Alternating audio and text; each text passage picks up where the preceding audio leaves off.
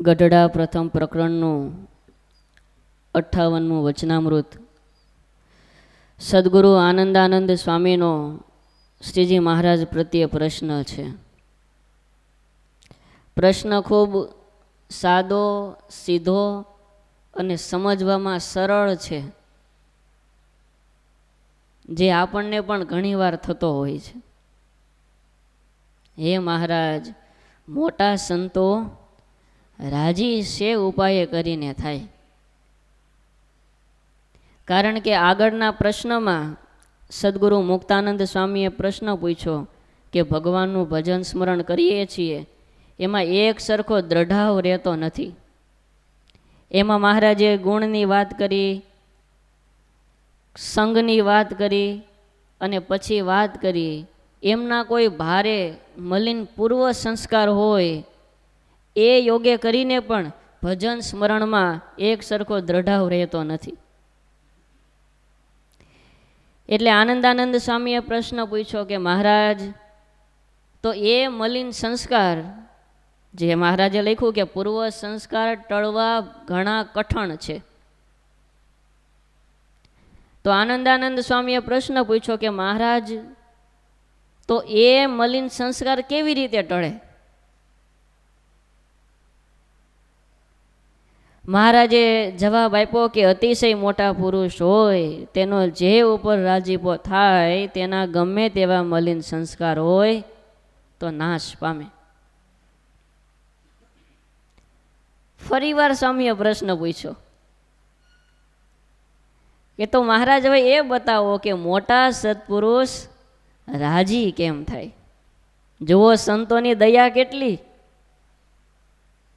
એ શ્રીજી મહારાજને પામેલા હતા, શ્રીજી મહારાજનું દર્શન એમને હતું. એ વખતના અક્ષર મુક્તો, એ સંતો હરિભક્તોનો સાથ હતો. એમને બધું જ્ઞાન, બધી સમજણ, એની તમામ સાધનાઓનું ફળ જ આ હતું કે મહારાજની પ્રાપ્તિ થઈ. છતાં પણ તમારા ને મારા માટે સ્વામી નિર્માની ભાવે મહારાજને પ્રશ્ન પૂછે છે કે મોટા સંતો રાજી શે ઉપાય કરીને થાય. આ રાજીપો છે એ આપણા સંપ્રદાયનું મહત્વનું બિંદુ છે. કોઈ પણ ધર્મ, સંપ્રદાય કે પંથ હોય, એમના કોઈ એવા મહત્વના બિંદુ હોય છે, એમની ધોરી નસ કહેવાય, કે એ બિંદુના આધારે એ આખો ધર્મ કે સંપ્રદાય કે પંથ ચાલતા હોય.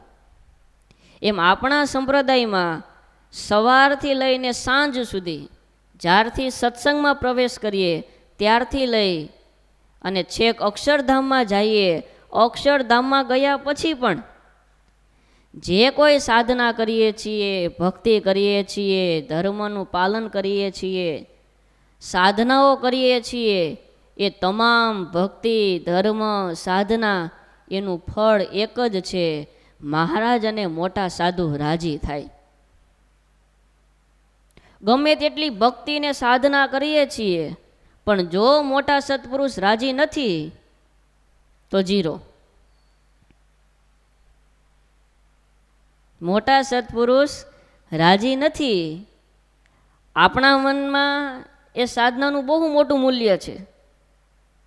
એટલા માટે ગુણાતીતાનંદ સ્વામીએ લખ્યું, મન ધાર્યું કરવું એ કનિષ્ઠ છે, અને ભગવાન કે ભગવાનના સંતનું ધાર્યું કરવું એ અલ્પ હોવા છતાં પણ મેરુ સમાન છે. આપણા મનમાં નક્કી કરેલી સાધના ગમે તેટલી કરીએ, એનું ફળ ખૂબ ઓછું મળે. પણ મોટા સત્પુરુષની આજ્ઞામાં રહી અને ફક્ત 11 મંત્ર જાપ કરો, 5 પ્રદક્ષિણા કરો, એનું ફળ વિશેષ મળે છે. તો અહીંયા આનંદાનંદ સ્વામીનો પ્રશ્ન છે કે મોટા સત્પુરુષ કેવી રીતે રાજી થાય? કારણ કે સંત જ્યારે રાજી થાય ત્યારે સંતના હૈયામાં બેઠેલા ભગવાન છે એ પણ રાજી થતા હોય છે. દરેક ધર્મમાં આ ફિલોસોફી હોય છે કે જે ભગવાન પાસે જવું છે તો એ ભગવાનને જેમણે જાણ્યા છે, એ ભગવાનના સ્વરૂપનો રસ જે માણે છે એમને રાજી કરવા.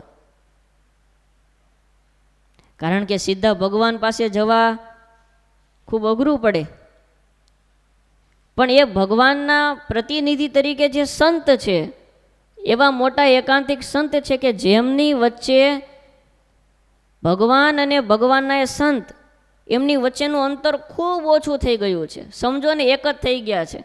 તોરા મોરા જઈરા એક. જેમ પૂજ્ય જોગી સ્વામી હતા, તો સ્વામી બોલ્યા ને, મારે ભગવાન વિના ન ચાલે. એવું તો કદાચ આપણે બોલીએ કે મારે ભગવાન વિના ન ચાલે, પણ પછી સ્વામી બોલ્યા, ભગવાનને મારા વિના ન ચાલે. ઠાકોરજીને કેટલું હેત થઈ ગયું હશે, ભગવાનને મારા વિના ન ચાલે. અને સંત જ્યારે રાજી થાય, આપણે ઘણા પ્રસંગો સાંભળીએ છીએ, આ લોકમાં પણ કાંઈ નાના મોટા દુઃખ આવ્યા હોય, પ્રારબ્ધ કર્મ ભૂંડા હોય, તો એ દુઃખ દૂર થાય છે. જૂનાગઢના ભૂતપૂર્વ વિદ્યાર્થી ગઢિયા ગામના નલિનભાઈ ખૂંટ, જે તે સમયે મુગટ સ્વામી ગુરુકુલનું સંચાલન કરતા, આ નલિન ત્યારે વિદ્યાર્થી તરીકે ત્યાં સેવા કરતા.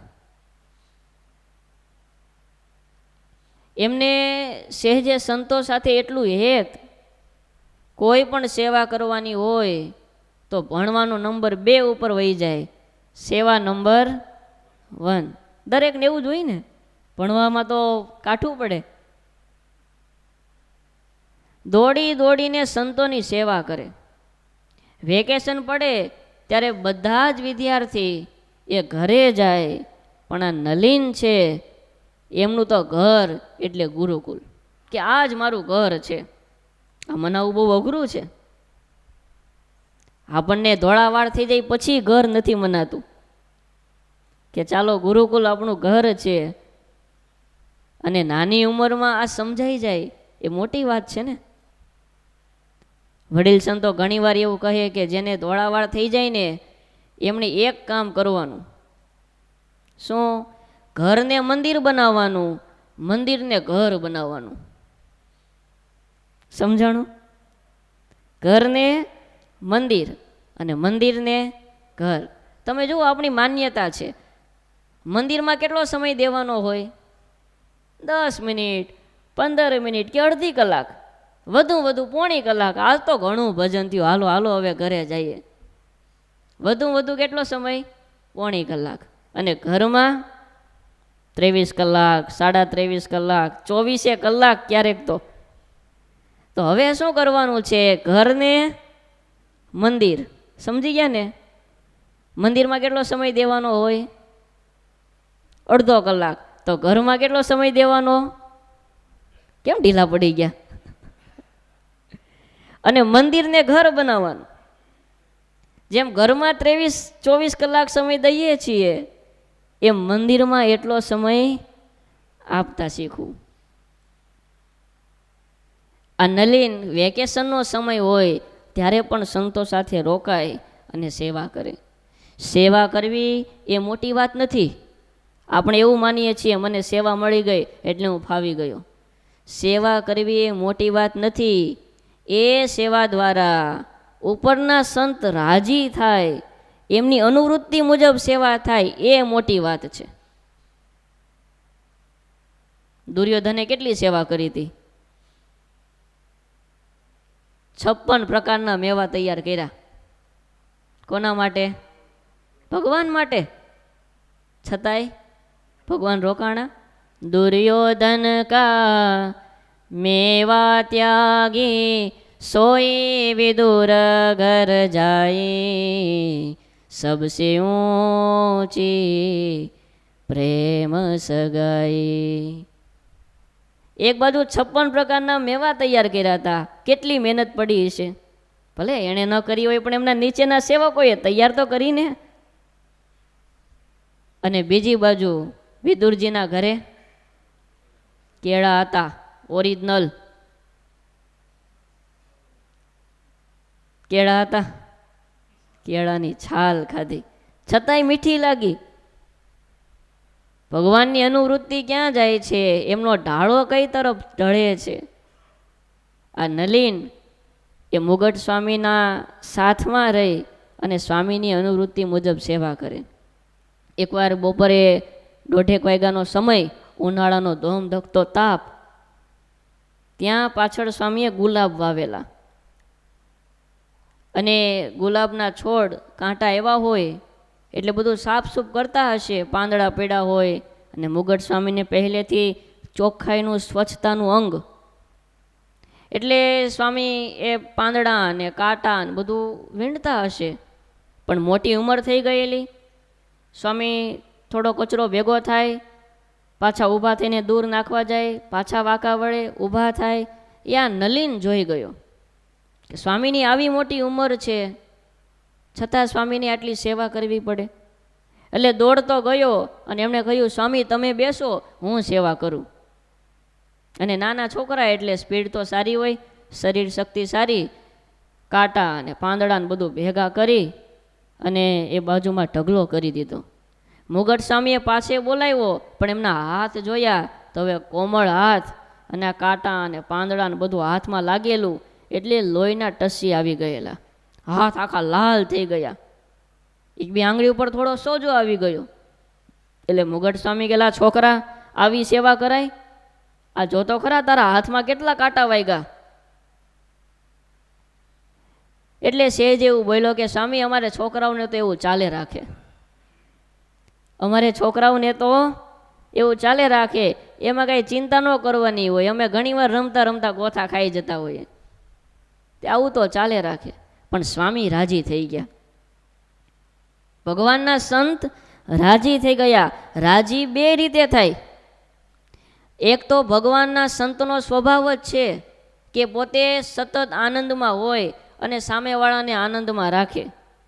જેમ દરિયો છે એ 24 કલાક મોજા ચાલુ જ હોય, પણ એ મોજામાંથી મોતી ન મળે, એ મોજામાંથી રત્ન ન મળે. એમ તમે સામે મળો એટલે સંત તમારી સામે હસે કે ક્યારેક કંઈક પ્રસાદીની વસ્તુ આપે તો એ રાજીપો તો છે, પણ એ તો ખાલી દરિયાના મોજા જેવો રાજીપો છે. પણ જ્યારે દરિયો અંદરથી, એમ સંત છે જ્યારે અંતરથી રાજી થઈ જાય અને એ જે રાજીપો મળે એ રાજીપાની અહીંયા વાત ચાલે છે. એ મુગટ સ્વામી અંતરથી રાજી થઈ ગયા અને અંતરનો રાજીપો એટલે ભગવાનનો રાજીપો. મોટા સ્વામી ઘણીવાર કહે છે કે સાધુ બરાબર ભગવાન. એ શું? તો કે એ સાધુ રાજી થયા, અંતરથી રાજી થયા, મતલબ એના હૃદયમાં બેઠેલા ભગવાન છે એ ભગવાન રાજી થયા. ધન્ય ધન્ય એ સંત સુજાણને, જેનું ઉલટી પલટ્યું આપ, સંત તે સ્વયં હરી. એ સાધુ એ જ ભગવાન બની ગયા છે. અને સ્વામી રાજી થયા ને બોલ્યા કે તે આજે આ ખેતરમાં આજે ગુલાબ વાવેલા છે એના કાંટા કાઢ્યા, જા ભગવાન તારા કાંટા કાઢશે. અને પછી એમણે પોતાના જીવન પ્રસંગમાં લખ્યું છે, મુગટ સ્વામીની જીવનગાથામાં આ પ્રસંગ એમણે કહ્યો સંતોને કે મારા જીવનમાં ઘણી વખત દુઃખો આવ્યા, ઘણીવાર તો એમ થાય કે આમાંથી આપણે જીવી જ શું જ નહીં, એવી પરિસ્થિતિ આવી જાય. પણ આ મુગટ સ્વામીના આશીર્વાદ એમના કારણે મારા જીવનમાં જે કોઈ દુઃખો આવ્યા એ બધા દુઃખો દૂર થયા છે. એકવાર પોતે એ મકાનનું કંઈ કામકાજ ચાલુ હતું અને ત્યાં ઊભેલા અને સિમેન્ટની નાની એવી કણી એ ઉડીને આંખમાં પડી અને અસહ્ય બળતરા થવા લાગી. તરત કાઢવા માટે પ્રયત્ન કર્યો પણ કોઈ રીતે નીકળે નહીં. પછી કોઈ ગામના ડૉક્ટર હશે એમની પાસે ગયા, કણી નીકળી ગઈ પણ આંખનો દુખાવો રહી ગયો. એ સતત એ દુખાવો વધતો જાય. ગામના ડૉક્ટરને બતાવ્યું, આગળ જુનાગઢમાં બતાવ્યું, જામનગર ડૉક્ટરોને બતાવ્યું, પછી કીકીના સ્પેશિયાલિસ્ટ ડૉક્ટર હોય એમની પાસે ગયા અને નિદાન કરાવ્યું. ખ્યાલ આવ્યો કે આંખમાં 75% રસી થઈ ગયું છે. આંખમાંય રસી થઈ, બોલો. આંખમાં 75% રસી થઈ ગયું છે. હવે આમાં કોઈ સુધારો થાય એવું અમને જણાતું નથી. અને ત્યારે નલિન ભગત કહે કે હું જામનગરમાં ઘનશ્યામ મહારાજ, જે ઘનશ્યામ મહારાજે ઝવેરબાઈની આંખમાં તેજ પૂર્યા હતા, એ ઘનશ્યામ મહારાજ પાસે જઈને પ્રાર્થના કરી. મનોમન મુગટ સ્વામીને યાદ કર્યા કે સ્વામી તમે આશીર્વાદ આપ્યા હતા, રાજીપો વ્યક્ત કર્યો હતો કે જા ભગવાન તારા કાંટા કાઢશે, તો સ્વામી રાજી રહેજો ને કૃપા કરજો. સ્વામી તો ધામમાં પધારેલા, પણ મનોમન એ પરિસ્થિતિમાં પહોંચી ગયા જે જુનાગઢ ગુરુકુલમાં ખેતરમાં મુગટ સ્વામી બેઠેલા, સામે નલિન બેઠો છે, સ્વામી બોલે છે કે જા ભગવાન તારા કાંટા કાઢશે. અને એ મનોમન સ્વામીને પ્રાર્થના કરી. કોઈ જ દવા નહીં, કોઈ પ્રકારના ઔષધ નહીં, કોઈ પ્રકારની ટ્રીટમેન્ટ નહીં.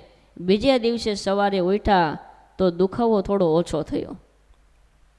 1 દિવસ, 2 દિવસ, 3 દિવસ થયા અને ધીરે ધીરે ધીરે આંખનો દુખાવો ઓછો થવા લાગ્યો. અને 4 દિવસ થયા, જેવી આંખ હતી એવી ને એવી પાછી આંખ આવી ગઈ.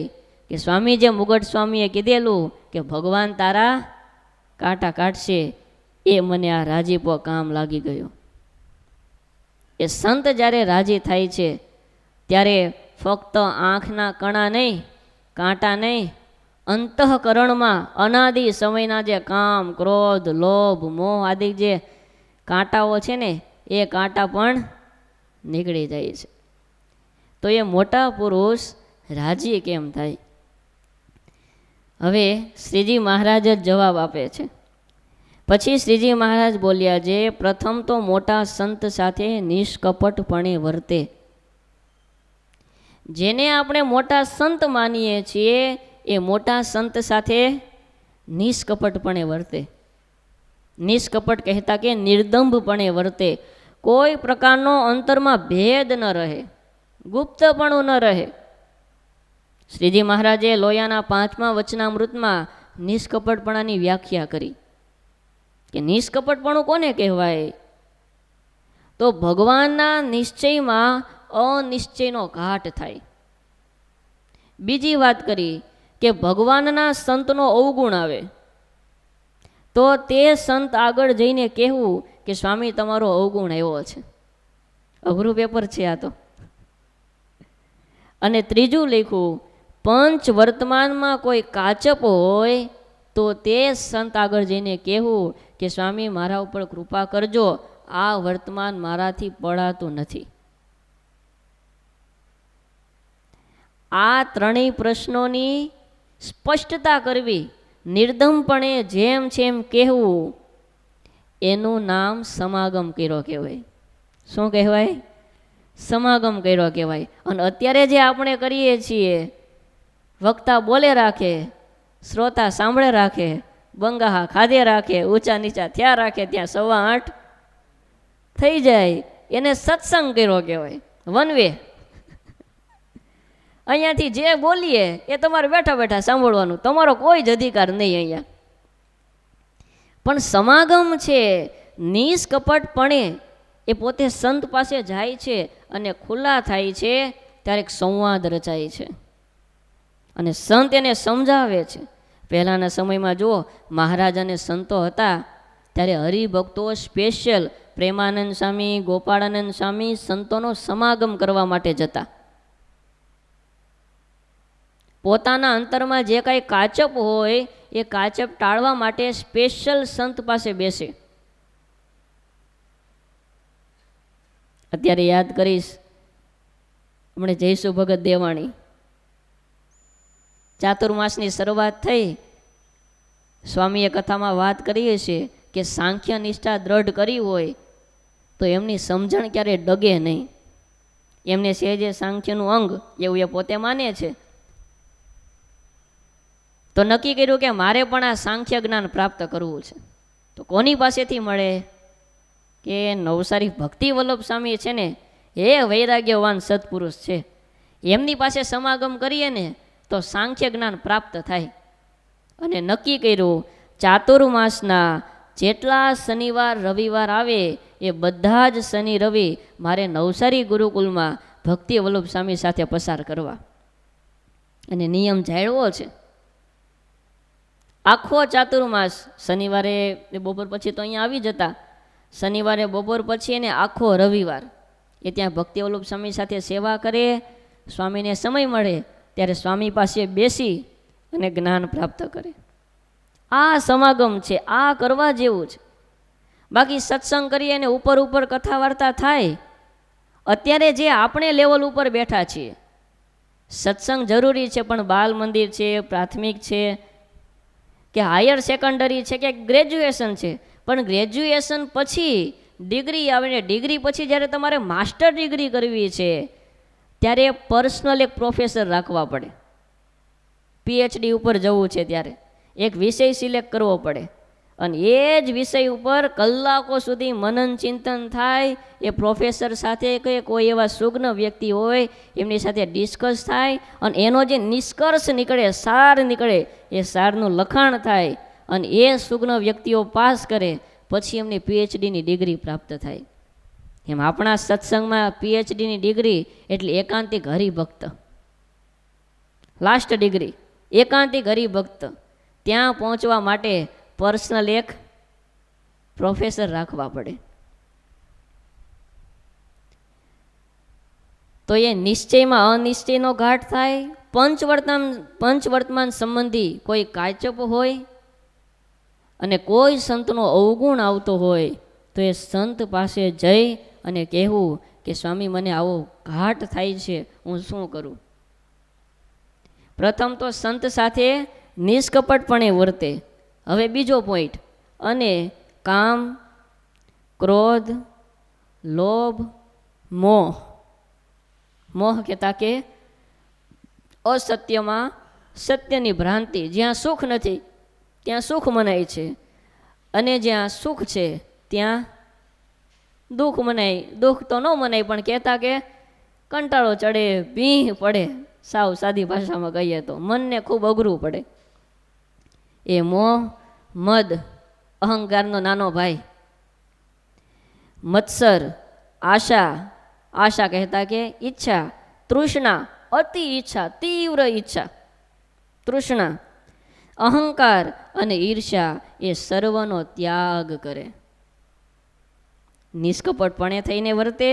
કામ, ક્રોધ, લોભ, મોહ, મદ, મત્સર, આશા, તૃષ્ણા, અહંકાર અને ઈર્ષ્યા એ સર્વનો ત્યાગ કરે. આ નંબર 2. હવે આવ્યો નંબર 3. અને સંતનો ગુલામ થઈને રહે. સંતનો ગુલામ થઈને રહે. જો આ શ્રીજી મહારાજનો જવાબ છે. શ્રીજી મહારાજ જ્યારે સંતો ભક્તો આગળ બોલતા હોય ત્યારે એક એક શબ્દ છે એ આપણા માટે શ્રવણ, મનન, નિધિધ્યાસ અને સાક્ષાત્કાર કરવા યોગ્ય શબ્દ કહેવાય. મહારાજ શું બોલ્યા? સંતનો ગુલામ થઈને રહે. નોકર, સેવક અને ગુલામ, આ 3 શબ્દ છે.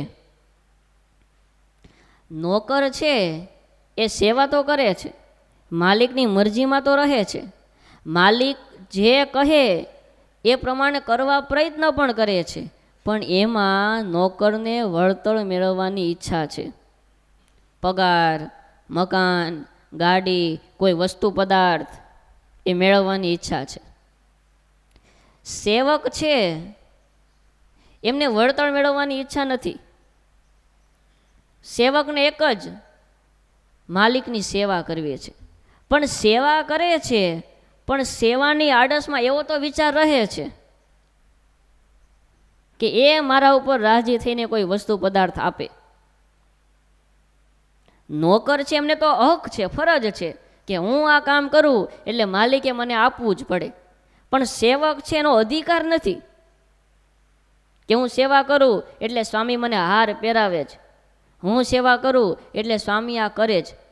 પણ એમને અંતરમાં એવું રહે ખરા કે મેં આટલી સેવા કરી, આ ઉત્સવમાં કે આ મહામંત્ર જપ અભિયાનમાં આટલા જણાને જોડ્યા, તો ક્યાંક મારું નામ લેવાય. કારણ કે નામ લેવાય તો જ અક્ષરધામ મળે. જો અહીંયા નામ ન લેવાય તો અક્ષરધામ ન મળે. એવું હોય ને. આપણે સેવા કરી હોય અને જો સંતો સ્ટેજ ઉપર બોલાવી આપણને હાર ન પહેરાવે તો એ સેવાનું ફળ 50% થઈ જાય, અને જો હાર પહેરાવે તો 150% થઈ જાય. હે છતાંય જો મહારાજે લખ્યું ને અહંકાર, કેટલો અહંકાર. કારણ કે આમ તો મૂળ તો અહંકારમાંથી જ બોડી બન્યું છે. સાત્વિક અહંકાર, રાજસ અહંકાર, તામસ અહંકાર. એટલે આપણો એક એક સેલ, એક એક અંશ અહંકારનો ભરેલો છે. પણ નિસ્વાર્થ ભાવે સેવા થાય, સંતનો ગુલામ થઈને રહે. નોકર, સેવક અને ગુલામ. અત્યારે ગુલામી પ્રથા નાબૂદ થઈ ગઈ. પહેલાંના સમયમાં કોઈ ભોળા, ગરીબ કે પૈસે ટકે એટલા સદ્ધર લોકો ન હોય, એ વ્યક્તિનું શોષણ થતું. કોઈ રાજા બીજા રાજ્ય ઉપર ચડાઈ કરે તો એ રાજ્યના જે માણસો એ બધાના ગુલામ થઈ ગયા. કે કોઈ મોટા શેઠ હોય, એ કોઈ વ્યક્તિને ખરીદી લે, એ વેચાણ થઈ ગયો વ્યક્તિ. અને વેચાણ થઈ ગયો પછી એમની કોઈ જ ફરજ નહીં, કોઈ જ અધિકાર નહીં, એમનો માલિક કહે એમ કરવાનું. અને કેટલી હદે એમના ઉપર અત્યાચાર ગુજારવામાં આવતો. અમુક ગ્રંથોમાં તો એવું લખ્યું છે કે જ્યારે શેઠ જમવા બેસે ત્યારે પોતે કોળિયો મોઢામાં ન મૂકે, એ ગુલામ રાખ્યો હોય ને એ રોટલીનું બટકું લઈને, શાક લઈને શેઠને મોઢામાં આપે, પછી શેઠ જમે. એક એક કોળિયો શેઠને દાળ પીવડાવવાની, શેઠને છાશ પીવડાવવાની. જેમ કેમ કોઈ વડીલ હોય, વૃદ્ધ થઈ ગયા હોય ને એક એક કોળિયો મોઢામાં દેવો પડે, એમ શેઠને એક એક કોળિયો મોઢામાં દેવાનો. આ તો એ સારું છે કે શેઠને દાંત હશે, નહીતર એમ કે તું ચાવી દે.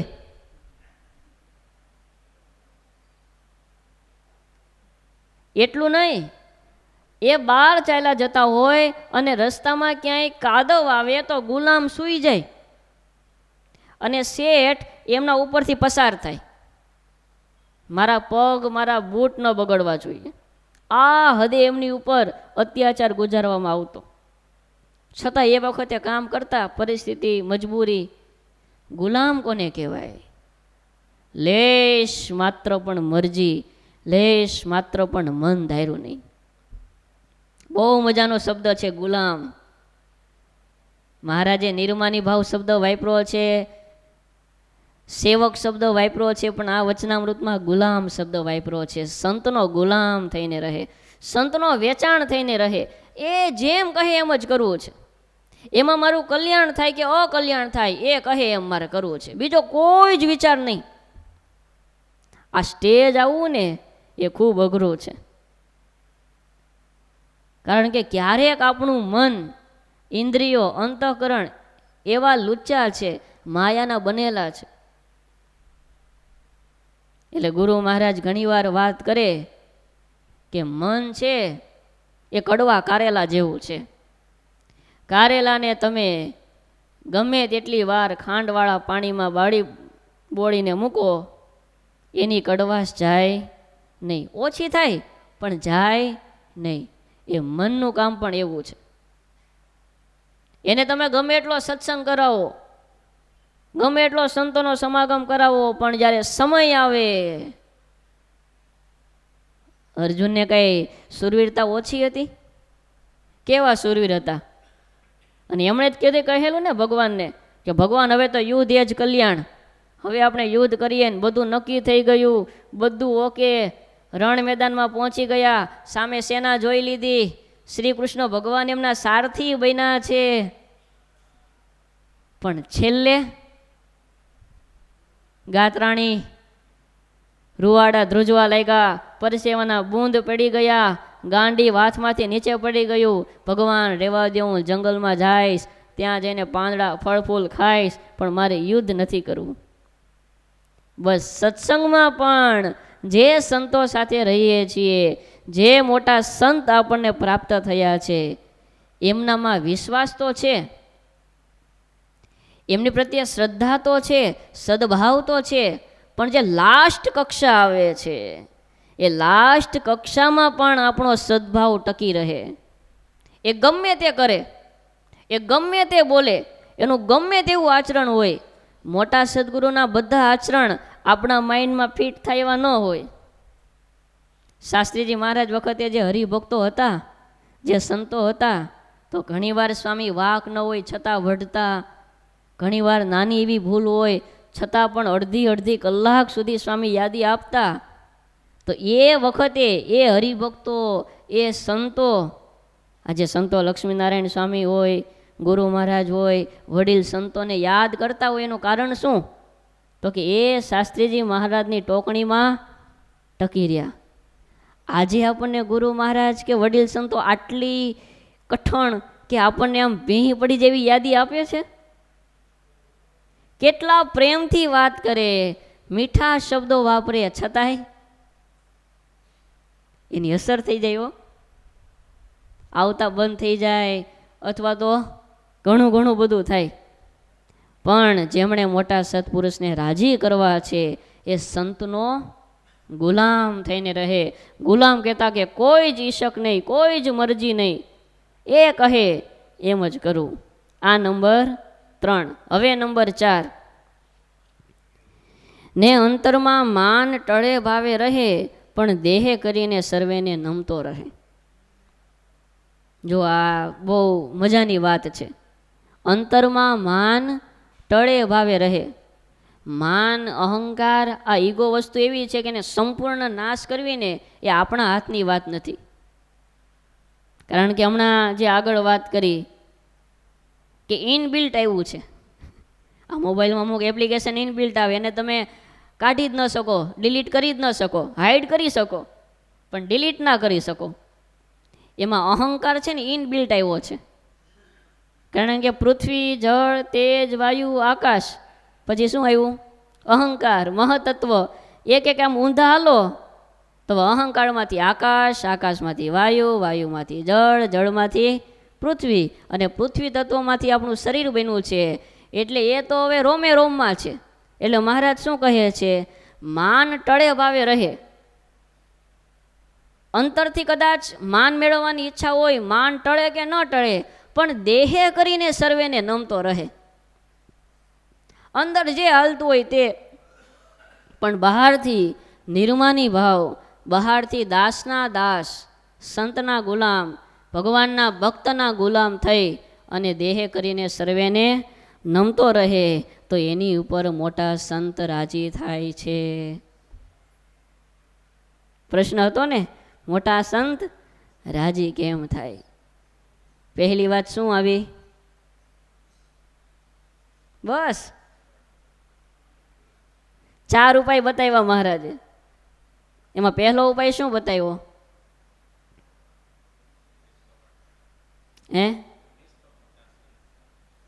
મોટા સંત સાથે નિષ્કપટપણે સત્સંગ કરે.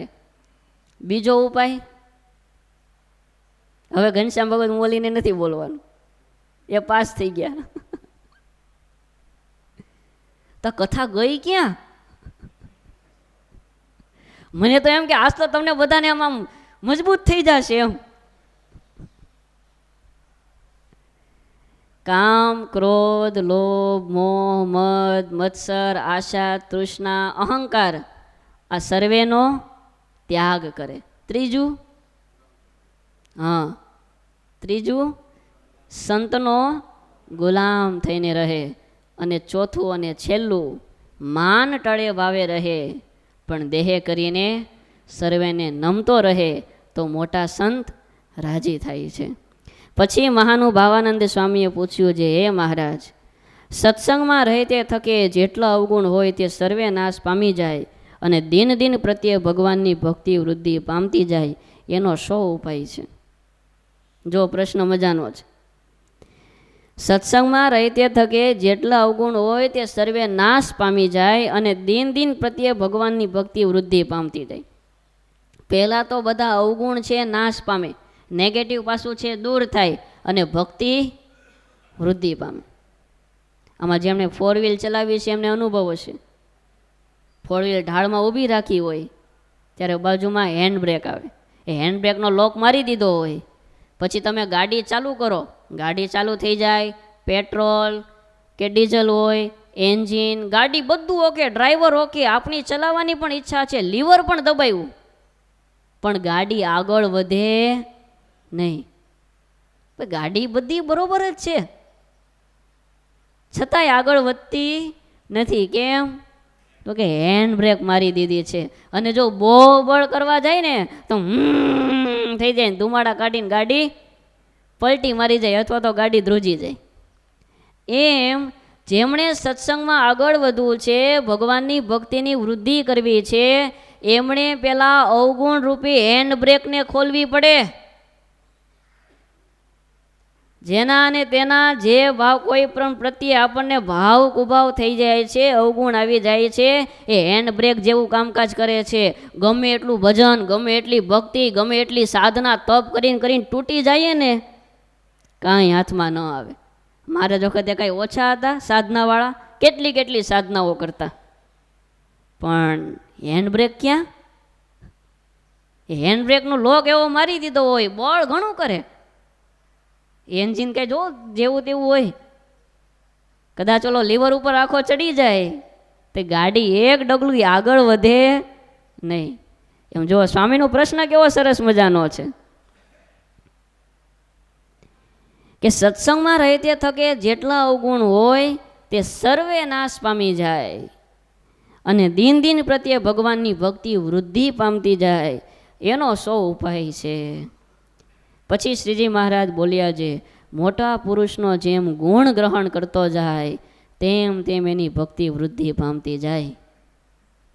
જે મોટા સંત સાથે રહીએ છીએ એ સંતમાં આપણને પોઝિટિવ ભાવ કેટલો છે, એ સંત સાથે આપણો અંતરનો સંબંધ છે એ કેટલો કેળવાયેલો છે.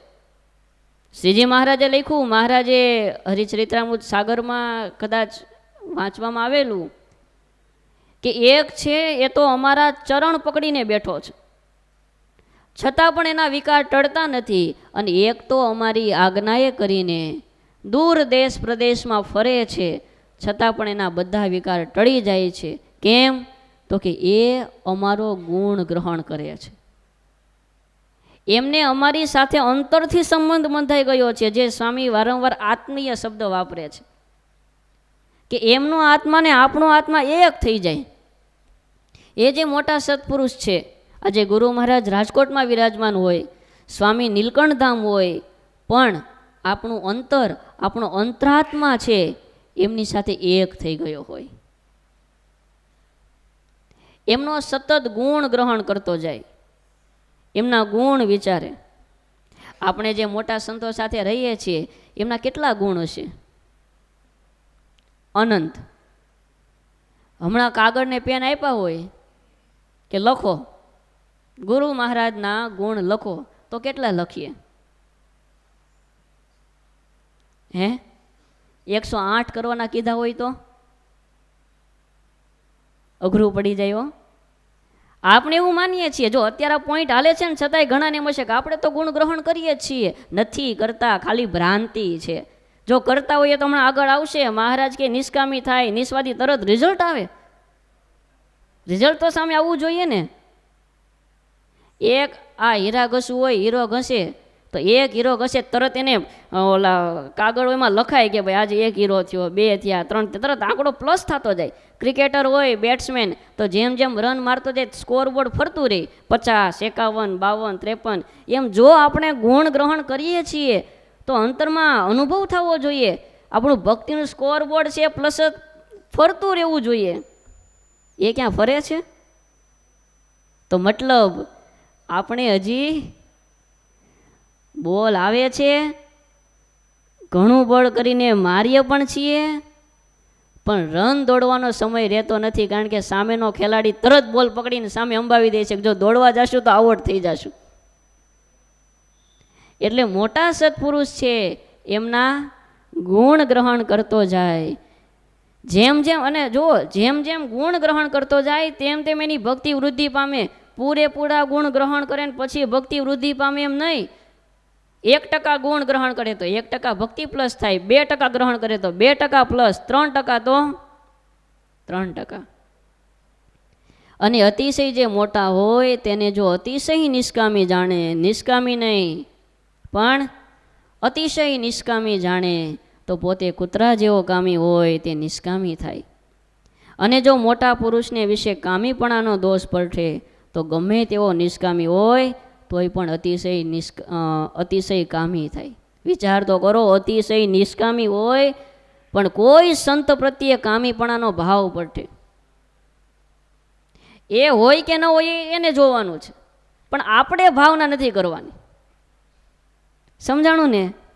એ હોય કે ન હોય એને ઠાકોરજી જાણે, પણ આપણે કલ્પના નથી કરવાની. કારણ કે આપણે વિચાર કર્યો તો એ કચરો ક્યાં આવશે? અંદર આવશે. દહીંના 2 પાત્ર ભરેલા છે, દહીંના 2 પાત્ર ભરેલા છે, એક એ અને એક બી.